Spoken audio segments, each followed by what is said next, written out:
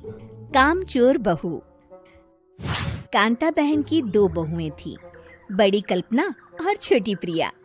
कल्पना का जैसा नाम वैसा ही काम। सारा दिन कल्पनाओं में रहती, ना कोई काम करती ना कोई धाम। अरे कल्पना बहू, जरा अच्छी सी चटनी पीस दे, आज कुछ मजेदार खाने का मन है। पेट में जलन हो जाएगी माँ जी बुढ़ापे में, और वैसे भी मेरा काम करने का वक्त शाम का है, अब प्रिया को ही बोल दो। इतना कहकर कल्पना वहां से चली जाती है। कांता कल्पना के ऐसे रवैये से काफी परेशान रहती हैं। मैं बना देती हूँ माँ चटनी। ऐसा बोलकर प्रिया माँ को चटनी बनाकर प्लेट में खाने को देती है कि तभी वहाँ कल्पना आ जाती है। अरे वाह चटनी, जरा चख कर तो देखूं, बड़े दिन हो गए। अरे नहीं बहू, तू तो रहने ही दे चटनी खाना, पेट में जलन हो जाएगी।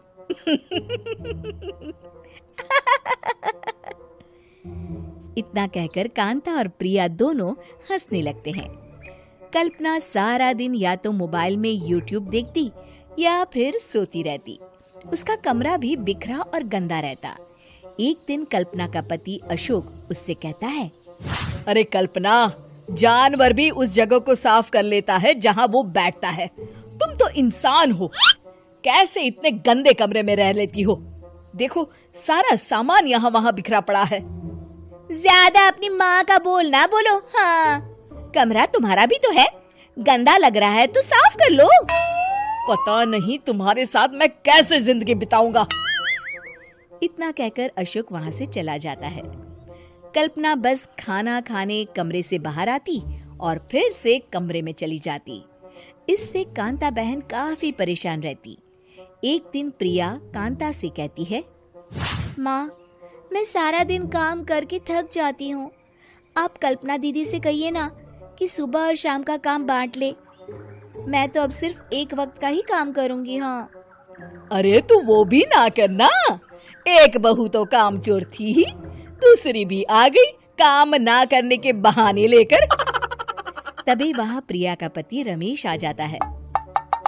माँ, मैं देख रहा हूँ भाभी कोई काम नहीं करती, प्रिया सारा दिन घर और रसोई का काम करती है, अब कुछ करो ना माँ। कांता मन में कुछ सोचती है और कल्पना के पास जाती है। कल्पना फोन पर मेकअप करना देख रही होती है। कल्पना, तुम सारा दिन बस मोबाइल देखती हो, घर का कोई काम भी कर लिया करो। प्रिया सारा दिन काम करके थक जाती है। आज से मैंने फैसला किया है, एक वक्त का काम तुम करोगी, सुबह का खाना तुम बनाओगी और रात का प्रिया। आप लोगों ने काम को हव्वा बना रखा है। अरे पता नहीं थोड़ा सा ज्यादा काम करने में आप लोग घबरा क्यों जाते हैं। और हाँ, बहुत ज्यादा प्रिया की तारीफ मत करिए मेरे सामने, बड़ी बहू तो मैं ही रहूंगी। मैं कुछ नहीं जानती, कल सुबह मुझे वक्त से खाना चाहिए, रसोई में आ जाना, वरना कल से तुझे खाना नहीं मिलेगा। अगली सुबह कल्पना रसोई में नहीं आती है। वो देर से सोकर उठती है और बाहर आकर कहती है, अरे भूख लगी है, आज खाने में क्या है? इतनी देर हो गई, आज किसी ने मुझे उठाया भी नहीं, पता नहीं कहाँ है सब। कल्पना को घर में कोई नहीं दिखता।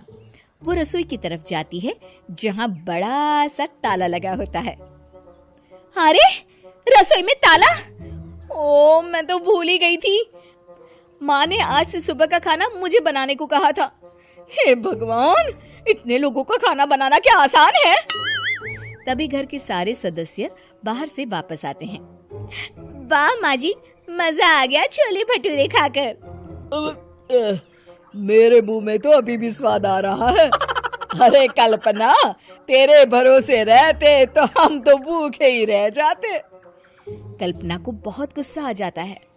अब बहुत हो गया, आज से मैं अपनी रसोई अलग कर रही हूँ, मैं अपना खाना खुद बना लिया करूंगी।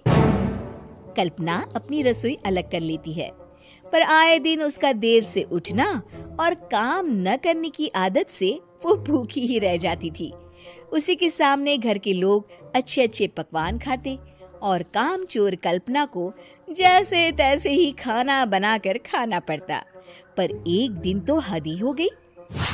माँ, दीदी आज सुबह से कमरे से बाहर नहीं निकली, हमें जाकर देखना चाहिए। सो रही होगी कामचोर कहीं की, पर तुम कहती हो तो चलो देख लेते हैं उसे। कल्पना कमरे में पेट पकड़कर बैठी होती है। हाय मेरा दर्द, पेट दर्द के मारे मर रही हूँ मैं।